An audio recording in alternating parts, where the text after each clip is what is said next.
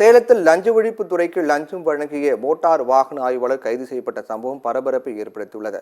சேலம் கந்தம்பட்டி பகுதியில் உள்ள மேற்கு வட்டார போக்குவரத்து அலுவலகத்தில் மோட்டார் வாகன ஆய்வாளராக சதாசிவம் பணியாற்றி வருவார்.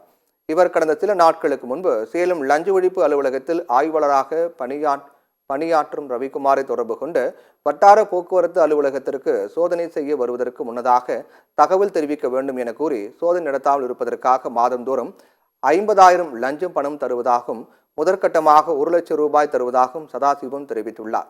இதுகுறித்து லஞ்ச ஒழிப்புத்துறை ஆய்வாளர் ரவிக்குமார் லஞ்ச ஒழிப்பு டிஎஸ்பியிடம் புகார் அளித்தார். அதைத் தொடர்ந்து லஞ்ச பணத்தை பெற்றுக் கொள்வதாக கூறி சேலம் கருப்பூர் அருகே உள்ள சுங்கச்சாவடி பகுதிக்கு சதாசிவத்தை வர வைத்தார்.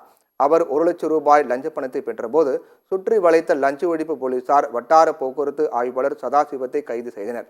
சதாசிவத்திடம் தீவிர விசாரணை நடத்தியதை தொடர்ந்து அவர் நீதிமன்ற காவலுக்கு அழைத்து செல்லப்பட்டார்.